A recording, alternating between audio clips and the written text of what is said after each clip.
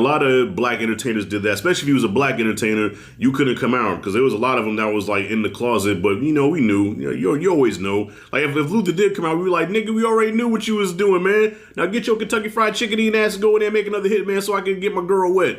You know what I'm saying?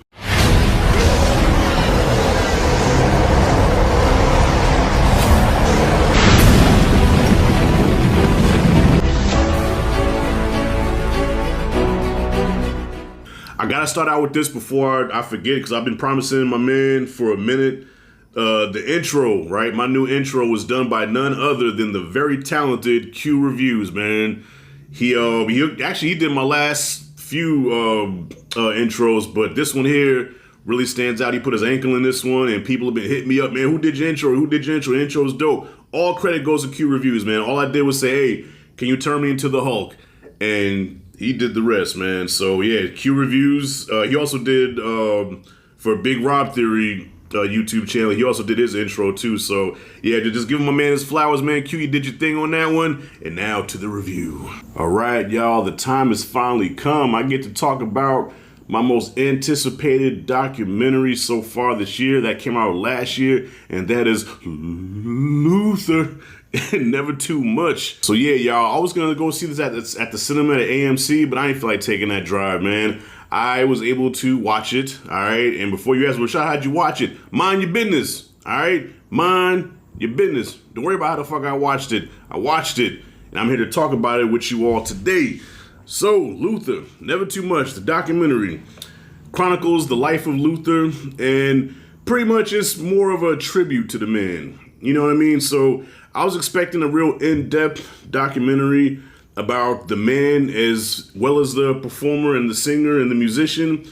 But unfortunately, what we got mostly was more of the entertainer, the performer, with some sprinkles of who he was as a man.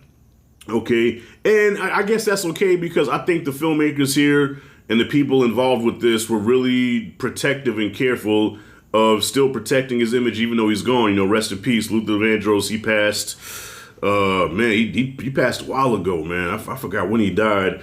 But I guess they're still trying to protect his image because he was a very private person. And even at the time, like, come on, let's be real, man. We all knew Luther was gay. You know what I mean? Like, we all knew he was gay, but guess what? He was still ours. We still loved him. And I wish he knew that even if he had came out, that he would still be loved by us. You know what I'm saying? Because we all knew that shit. But guess what? That gay man helped a lot of brothers get a lot of ass. And I'm talking about female ass, okay? How many times have you heard back in the day, like, man, shit, man, I had a little skeezer at the house, man. I threw some Luther on. Man, the drawers came right off. So, we still love Luther. We fuck with Luther, okay? My favorite Luther Vandross song, Never Too Much, which is the title of the documentary. That's my favorite Luther joint, because that's the joint that's played at every barbecue, every Spades game, every family get-together, cookout, you name it, man. Never Too Much was always on. My mom, she would host Sunday dinners, and I swear every Sunday that song would come on like at least a few times during that get-together, man. So that song just always reminds me of family and togetherness, you know what I'm saying? So Luther brought a lot of joy to a lot of people, man. And I'm going to say this too, man, I don't care. Vocally, ain't nobody fucking with Luther. Vocally, like, okay, Michael Jackson, the king of pop, is the best entertainer of all time. The man could sing, he could dance, he could do it all, right? Entertainment-wise, Michael is untouchable. And some people put Beyonce in there too, but I'm talking more mostly male vocalists. Luther Vandross, if you give him a mic and stand anybody around him, including Michael Jackson, there's no competition. Michael would just have to sit there with his hands behind his back, bouncing on his toes, like, how Michael used to bounce on his toes and be like, yeah, he's pretty good, yeah, I don't know if I can mess with that guy. Like, he's magical on the mic, it's wonderful, it's magic. Nobody can fuck with Luther, man. You know what I'm saying? So for me, that's me personally, like, if you could think of a better vocalist than Luther Vandross, man, comment below. Like, even to today's times, man, I feel bad for this generation now, because I was talking to my cousin. I said, yo, who is today's Luther Vandross? Who can sing like that? Who has the vocal talent to sing and hit the notes like that man could? you can't name any. Like now, you got rappers that try to sing, but they're all drugged out. You got singers that kind of want to sing, but then they can't sing because they get talked about on social media as being soft. See, back then, motherfuckers had talent, man. You had Luther Vandross, you had Michael Jackson, you had Teddy Pendergrass. You know what I'm saying? You had well, Keith Sweat probably wasn't the most talented singer, but Keith Sweat made some jams too that made the draws come off, man. Stop it, okay? You had some talented brothers, man, that could sing, man. Jodeci, Boys to Men. Them niggas can go. You know what I'm saying? You know, even on the female side, my personal favorite female singer was Stephanie Mills. You know what I'm saying? I put her up there with Whitney and Aretha. But anyway, back to the documentary. So, yeah, it covers the beginning of his career, how he started out as doing background vocals for numerous artists. And he was a songwriter. Like, he wrote songs that I was like, yo, Luther wrote that? Yeah, man, let me tell you something. Luther is probably your favorite artist. Like, the man produced and wrote songs that you probably heard over and over again, but you never knew he was a part of that until you look at the the credits or whatever, and see that damn written by Luther Vandross, produced by Luther Vandross, right? And the documentary also covered how he went from background vocals to doing jingles for commercials. He did the PSA song, the vocals, I forgot. Oh man, I can't remember what it was. But anyways, and then he started doing the solo stuff where he became a solo artist. And not only did he create original music, but he also covered other songs and did those classic songs better than the original artists. Stop playing. Like, you don't hear that a lot where an artist can take another artist's song that's a success and make it even better.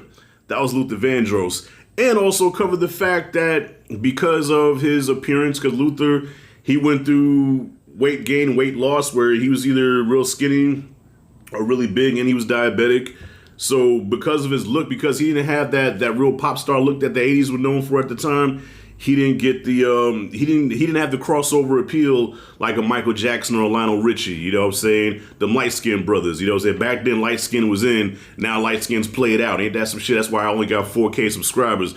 But yeah, Luther didn't fit the mold of what a pop star was supposed to be, that they could market, that they could sell to the people, and he never crossed over.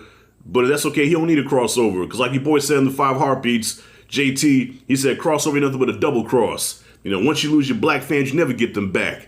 So Luther, even after he died, you say, if you're around black people, man, you say Luther Vandross, man, yo, you probably get a high five or yep, yo, that was my dude, man. That was my dude.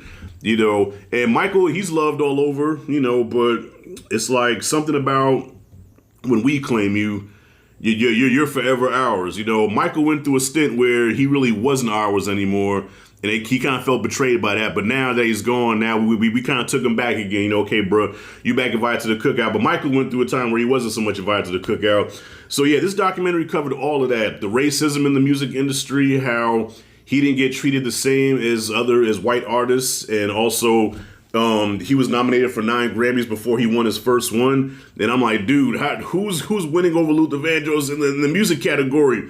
Are you serious? Yo, he'll kill anybody on that stage, man. I mean, brother probably can't dance, but man, you give him a mic, he'll wear that motherfucker out.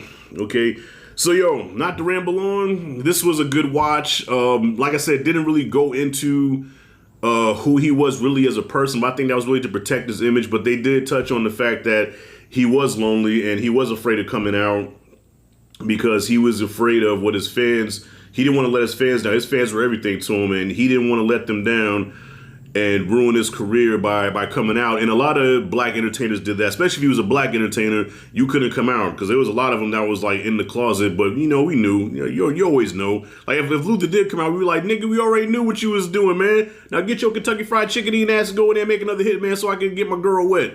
You know what I'm saying? We don't give a damn if you gay, man. Come on, stop that. Stop. So yeah, I wish we could have got more of the personal side of Luther, but still, this was a good watch. It was so good to hear the music again, and I was playing. I was turn the volume up at home. I wish I would have did see this in the theater, because listening to Luther's vocals on the AMC speakers, man, I bet that should have been legendary. So yeah, if this playing at the AMC, I recommend watching it. Probably something that you could watch at home. It was a CNN joint. but just to hear his music again is probably worth the price of admission, because nobody can touch the man, nobody. So to any of my white followers that's watching this, man, go on YouTube and go down a rabbit hole of Luther Vandross songs, man. And your girl will thank you, and you'll thank me, because you about to get some good loving that night thanks to that brother right there. All right, that's it, and that's all. I'm not even gonna give it a grade, man. Like documentaries, I really can't grade documentaries, but it is definitely worth a watch, especially if you're a fan of Luther. And if you're not a fan, if you don't know who he is, still watch it. I think you will become a fan. All right, and that's it, and that's all. So have you seen the documentary? Comment freely below. Let me know what you thought. If you like and dig this content, hit that like and subscribe, notification bell in the corner. This is Rashad G signing out. See you in the next video.